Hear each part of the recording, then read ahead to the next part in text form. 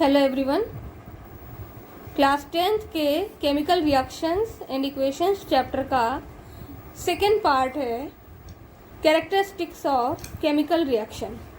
तो आज का हमारा टॉपिक है कैरेक्टरिस्टिक्स ऑफ केमिकल रिएक्शंस। किसी भी केमिकल रिएक्शन के लिए कौन कौन से मेन कैरेक्टरिस्टिक्स होते हैं वो इस वीडियो में एक्सप्लेन किया गया है। किसी भी केमिकल रिएक्शन के जो फीचर्स हैं या जो कैरेक्टरिस्टिक्स हैं,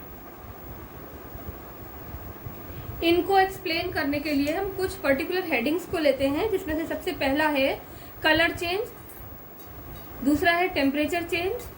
टेम्परेचर चेंज को 2 पार्ट्स में डिवाइड कर दिया गया है, increase in temperature and decrease in temperature. Evolution of gas और release of gas, formation of precipitate, PPT means precipitate, change in state, formation of new substance.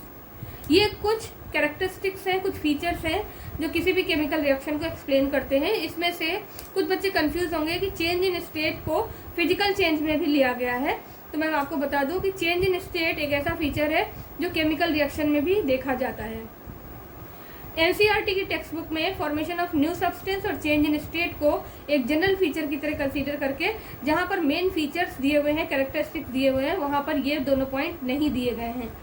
NCERT की book में colour change, temperature change, evolution of gas और formation of precipitate, ये 4 characteristics दिए गए हैं जो किसी भी केमिकल रिएक्शन में बहुत जरूरी होते हैं। अब हम लोग एक एक कैरेक्टरिस्टिक को देखेंगे कि किस तरह से कैरेक्टरिस्टिक चेंज किसी भी केमिकल रिएक्शन में इम्पॉर्टेंट है और किसी भी केमिकल रिएक्शन के लिए किस तरह से यूजफुल है। तो यहाँ पर एक एग्जांपल लेते हैं, hydrogen plus oxygen gives water. यहाँ पर जो डाईहाइड्रोजन गैस ली है हमने, डाईऑक्सीजन गैस है और इससे वाटर बनता है जो कि लिक्विड स्टेट में होता है। बैलेंस रिएक्शन हम लिख लेंगे तो हो जाएगा 2H2 plus O2 gives 2H2O। ये एक जनरल इक्वेशन है जो वाटर की फॉर्मेशन को शो करती है। इस रिएक्शन में अगर आप देखें तो ये फर्स्ट रिएक्शन जो है हमारी, वो केमिकल रिएक्शन, इसमें जो रिएक्टेंट है वो गैसियस स्टेट में है, हाइड्रोजन गैस है और ऑक्सीजन गैस है। तो यहाँ पर आप लिख सकते हैं कि रिएक्टेंट्स गैसियस स्टेट में है और जो प्रोडक्ट है मीन्स वाटर, वो लिक्विड स्टेट में है। इट मीन्स ये वो केमिकल रिएक्शन है जो चेंज इन स्टेट को शो कर रही है। इस रिएक्शन में 2 कंपोनेंट मिल करके एक नया प्रोडक्ट बना रहे हैं, means formation of new substance. 2 different property, 2 different substances और 2 different molecules having different properties combines to form a new substance. ये वाटर क्या हो गया? It is new substance. यहाँ पर आप देख सकते हैं कि जो वाटर है वो बिल्कुल नया सब्सटेंस इसलिए है क्योंकि वाटर की प्रॉपर्टीज हाइड्रोजन और ऑक्सीजन की प्रॉपर्टीज से टोटली डिफरेंट है, कोई भी सिमिलैरिटी नहीं है। कैसे? जो डाईहाइड्रोजन है it is gas in atmosphere.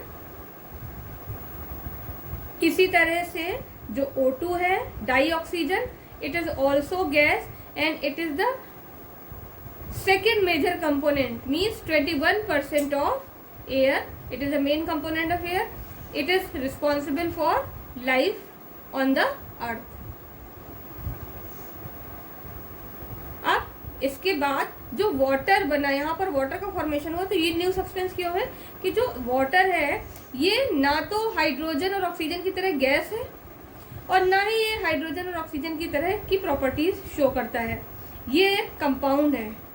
9th class में आपने पढ़ा होगा कि ये कंपाउंड है जो कि 2 सब्सटेंस के केमिकल रिएक्शन से बन रहा है। दूसरी चीज लिक्विड है और इसकी 3 अलग अलग फिजिकल स्टेट होती है। तो इस तरह से ये पहली केमिकल रिएक्शन ये डिसाइड करती है कि किसी भी केमिकल रिएक्शन में स्टेट चेंज होती है और न्यू सब्सटेंस बनता है। इसके बाद एक और एग्जांपल लेते हैं और उस एग्जाम्पल में हम देखेंगे किसी दूसरी प्रॉपर्टी को कि कैसे कैरेक्टरिस्टिक्स शो होती है। तो यहाँ पर हमने दूसरी रिएक्शन ली है जिसमें हम लेते हैं कैल्शियम ऑक्साइड, सॉलिड स्टेट में होता है, और जब हम इसको वाटर में मिक्स करते हैं जो कि लिक्विड है, तो यहाँ पर बनता है CaOH whole twice, it is slag lime and with release of heat. तो अब इस केमिकल रिएक्शन में क्या है, देखिए इस केमिकल रिएक्शन में रिएक्टेंट्स और राइट साइड में है प्रोडक्ट्स, तो दोनों को हम कंपेयर करेंगे। प्रोडक्ट्स में क्या है, CaOH whole twice, it is called slagged lime, और साथ में क्या रिलीज हो रहा है, हीट।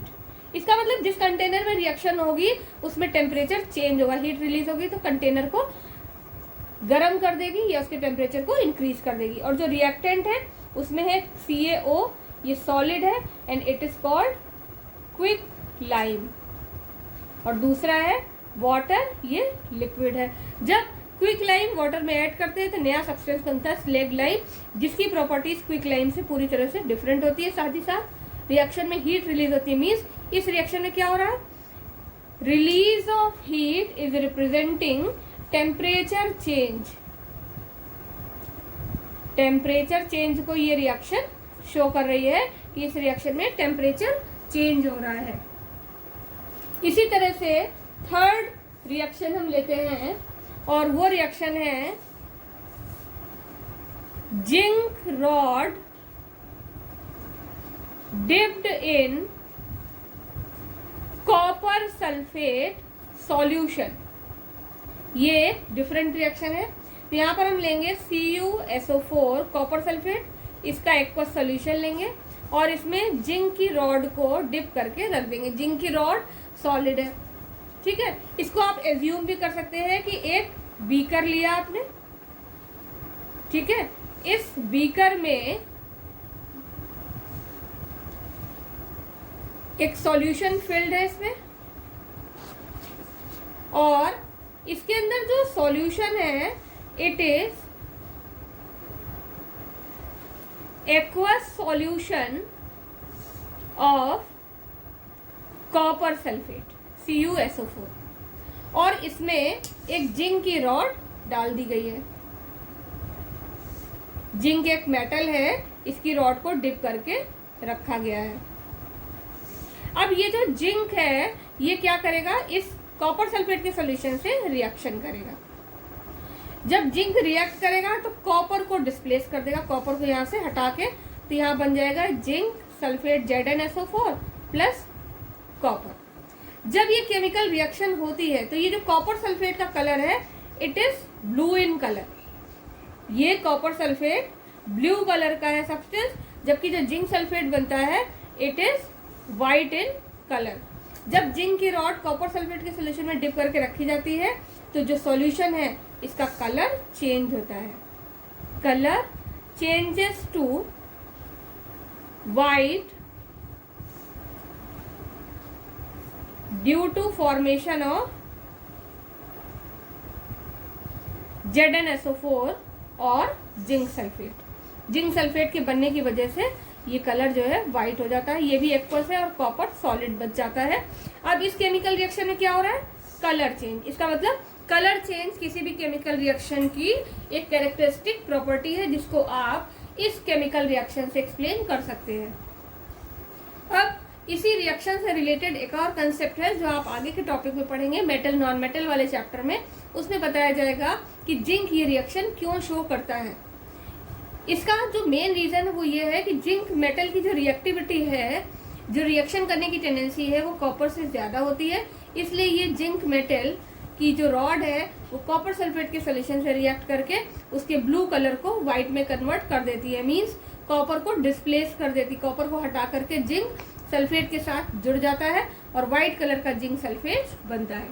तो इस थर्ड रिएक्शन से ये क्लियर होता है कि किसी भी केमिकल रिएक्शन में कलर चेंज भी हो सकता है। इसके बाद जो नेक्स्ट प्रॉपर्टी है इवोल्यूशन ऑफ गैस, इसको एक्सप्लेन करने के लिए हम एक केमिकल रिएक्शन की हेल्प लेंगे। तो हमारी जो फोर्थ केमिकल रिएक्शन है उसमें हम लेते हैं CH3COOH, it is called ethanoic acid और एसिटिक एसिड। इस एसिटिक एसिड में अगर हम baking soda that is NaHCO3, it is called sodium hydrogen carbonate. Sodium hydrogen carbonate, ये सब्सटेंस जब हम डालते हैं तो इनके बीच में केमिकल रिएक्शन होती है।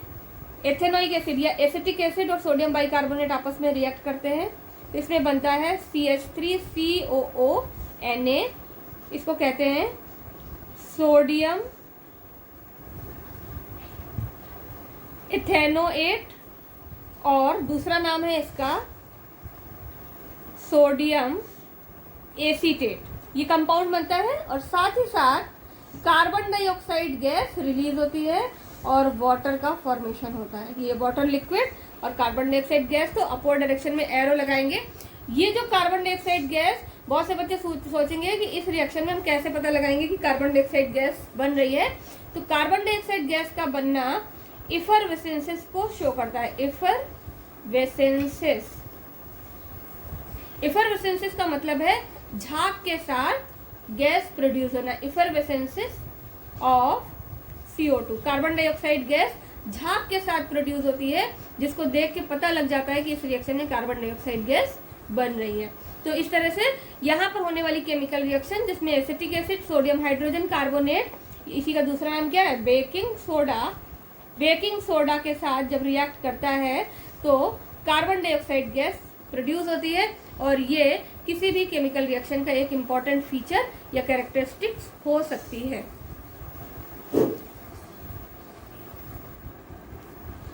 तो इस रिएक्शन में हमें ये पता चला कि इफरवेसेंसेस या झाग के साथ जो CO2 प्रोड्यूस हो रही है उसको हम इस एरो के साथ क्यों शो कर रहे हैं, ये मैंने पहले वाले वीडियो में बताया है। पार्ट 1 जो इस चैप्टर का वीडियो पार्ट 1 है उसमें क्लियर बताया गया है कि किसी भी केमिकल रिएक्शन में सिंबल्स जो यूज किए जाते हैं उनका क्या रोल है और क्यों हम लगाते हैं इस तरह के एरो, या G और L जो हमने यूज किया है वो क्यों यूज किए जा रहे हैं।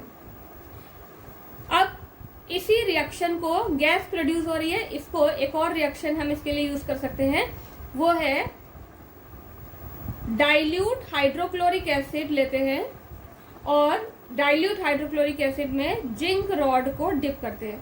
तो हाइड्रोक्लोरिक एसिड HCl का वाटर में सॉल्यूशन होता है, HCl गैस का, और जिंक सॉलिड मेटल है।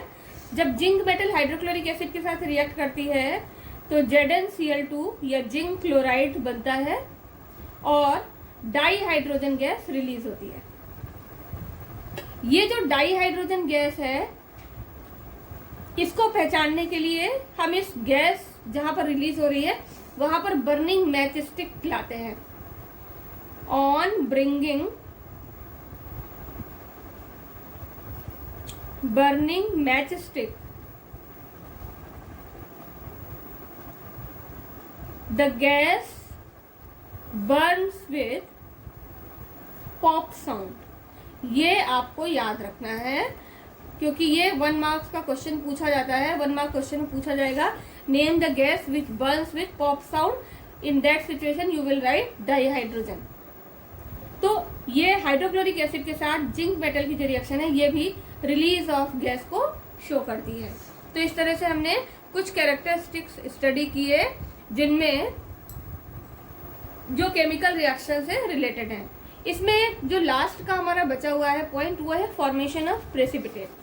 फॉर्मेशन ऑफ प्रेसिपिटेट को एक्सप्लेन करने के लिए जो रिएक्शन है वो हम लेंगे। फॉर्मेशन ऑफ प्रेसिपिटेट के लिए फिक्स्ड केमिकल रिएक्शन है, एक ऐसी रिएक्शन जिसमें प्रेसिपिटेट का फॉर्मेशन हो रहा है। वो एक डबल डिस्प्लेसमेंट टाइप की रिएक्शन होगी जिसमें सोडियम सल्फेट की रिएक्शन बेरियम क्लोराइड के साथ कराते हैं। तो ये हमने रिएक्शन ली Na2SO4 sodium sulphate salt solution है और बेरियम क्लोराइड भी सॉल्ट सॉल्यूशन है, एक्वा सॉल्यूशन है इसलिए AQ लिखेंगे। ये दोनों सब्सटेंस जब आपस में रिएक्ट करते हैं तो बेरियम सल्फेट का वाइट PPT मिलता है। ये एक्वस मीडियम में होता है लेकिन प्रेसिपिटेट है इसलिए हम डाउनवर्ड डायरेक्शन में ये एरो लगाएंगे। ये पीपीटी और प्रेसिपिटेट को शो करता है और इसका कलर है वाइट। और साथ ही साथ इसके साथ दूसरा जो प्रोडक्ट बनता है वो है sodium chloride, it is aqueous. इस रिएक्शन में सोडियम के साथ जुड़ा हुआ सल्फेट अलग होता है और बेरियम के साथ से क्लोराइड अलग होता है। तो जो पॉजिटिव पार्ट दूसरे सब्सटेंस का है पहले के नेगेटिव के साथ, मीन्स सल्फेट और बेरियम ये दोनों आपस में मिलकर के बेरियम सल्फेट बनाते हैं और सोडियम और क्लोरीन मिलकर के सोडियम क्लोराइड बना लेते हैं। सोडियम क्लोराइड सॉल्युबल है, वाटर में डिसॉल्व हो जाता है, इसलिए एक्वस सॉल्यूशन के फॉर्म में रहता है। ये रहता है सॉल्यूशन के फॉर्म में, लेकिन जो बेरियम सल्फेट है वो वाटर में इनसॉल्युबल है, इसलिए ये प्रेसिपिटेट के फॉर्म में बनता है और इसका कलर है वाइट। तो बेरियम सल्फेट का वाइट प्रेसिपिटेट का बनना केमिकल रिएक्शन या केमिकल चेंज को शो करता है। इस तरह से आज का ये टॉपिक कंप्लीट होता है जिसमें आपने स्टडी की केमिकल रिएक्शन के कैरेक्टरिस्टिक्स।